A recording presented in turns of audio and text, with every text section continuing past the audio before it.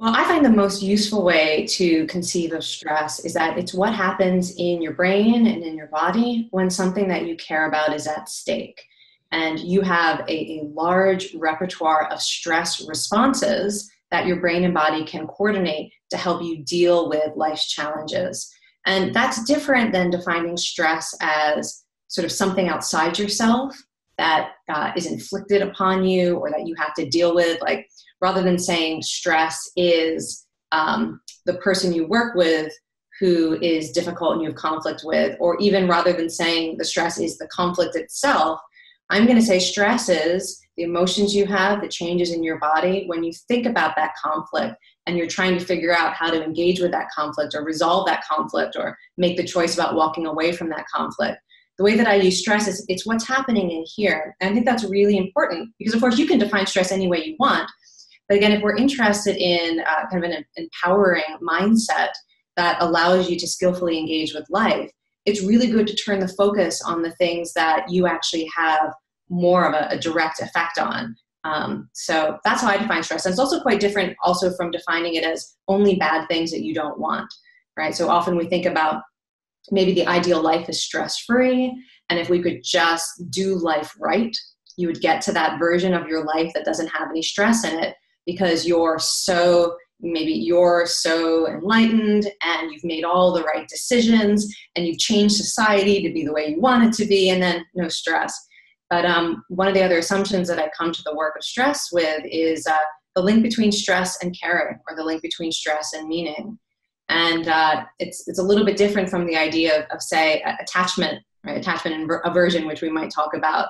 But if you simply care, if your heart is in something, your brain and body is very well equipped to help you engage with challenges, to respond to other people's suffering, to make progress on goals that are important to you, to pursue what matters most. The stress response is sort of the primary biological tool you have for doing that.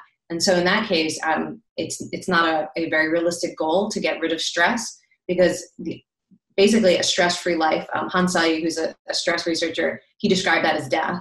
But you could also think of it as depression. And people who are very depressed tend to have poor stress responses. You sort of see a collapse of all of the systems of the brain and body that are meant to help you rise to a challenge or reach out for support.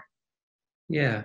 What I like about it is it puts the heart in it right from the start, that the things that we're getting stressed out about are the things often that we care the most about. And if you settle down from a lot of the speed and the aggression and the manifestations of stress, underneath it, what you're usually feeling is some amount of tenderness. I think that's sort of driving the process. Yeah, and some people listening might be familiar with my work on compassion, and we also put stress at the beginning of the compassionate response.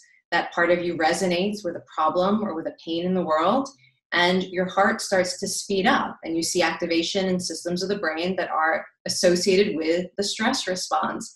And it's because you care, and it's also because you feel maybe empowered to do something about it. And as compassion continues to unfold, you shift into maybe other emotions and other mindsets that are really skillful. But again, it starts with that kind of instinctive stress response. And I think you're sort of pointing to a key strategy for improving the way that you deal with stress, which is when you start to notice some of those symptoms of stress come up, to give yourself permission to slow down for a second, rather than go with your very first reaction, and ask yourself who you care about, what you care about, to cherish that, and then maybe think quite clearly and thoughtfully about what you can do in that moment that reflects your values and your goals, or that strengthens the relationships that matter to you.